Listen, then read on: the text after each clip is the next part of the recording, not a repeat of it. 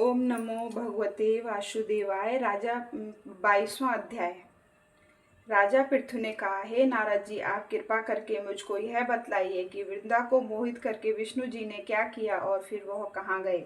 जब देवता स्तुति करके मौन हो गए तो भगवान शंकर ने प्रश्न होकर देवताओं से कहा, हे ब्रह्मा आदि देवताओं, जलंधर तो मेरा ही अंश था, मैंने उसे तुम्हारे लिए नहीं मारा, यह मेरी सांसारिक लीला थी। फिर भी आप लोग सत्य कहिए कि इससे आप सुखी हुए या नहीं। तब ब्रह्मा आदि देवताओं ने नेत्र हर्ष से खुल गए। उन्होंने शिव जी को प्रणाम करके विष्णु जी का सब वृत्तांत कह सुनाया, जो उन्होंने बड़े प्रयत्न से वृंदा को मोहित किया था तथा वह अग्नि में प्रवेश करके परम गति को प्राप्त हुई। देवताओं ने यह भी कहा कि तभी से वृंदा की सुंदरता पर मोहित हुए विष्णु जी उनकी चिता की राख लपेटे हुए इधर उधर घूमते हैं, अतः आप उन्हें समझाए, क्योंकि यह प्राकृतिक चराचर आपके अधीन है। देवताओं से यह सब सुनकर शंकर जी ने उन्हें अपनी दुत्तर माया समझाई और कहा, यह सारा जगत उसी के अधीन है। उसी से मोहित विष्णु भी काम के वश हो गए हैं, परंतु महादेवी उमा त्रिदेवी की जननी सबसे परे वह मूल प्रकृति परम मनोहर और वही गिरजा भी कहलाती है। विष्णु जी का मोह दूर करने के लिए आप सब उनकी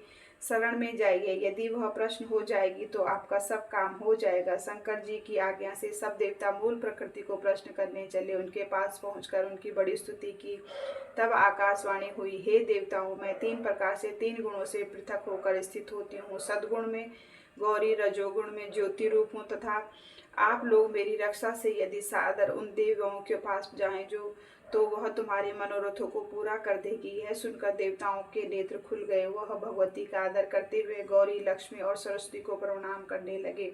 सब देवताओं की भक्ति पूर्वक प्रार्थना से वह सब देवियां प्रकट हो गई। सभी देवताओं ने खुश होकर निवेदन किया। तब देवियों ने कुछ बीज देकर कहा, इन्हें लेकर जाओ, दे दो, तुम्हारे सब काम सिद्ध हो जाएंगे। ब्रह्मा जी देवता उन बीजों को लेकर विष्णु जी के पास गए। वृंदा की चिता को भूमि में डाल दिया, जिससे धात्री, मालती एवं तुलसी प्रकट हुई। विष्णु जी ने ज्यों ही उन स्त्री रूप वाली वनस्पतियों को देखा तो वह उठ बैठे। कामासक्त चित्त से मोहित हो उनसे याचना करने लगे। धात्री व तुलसी ने उनसे प्रीति की तो विष्णु सारा दुख भूलकर देवताओं के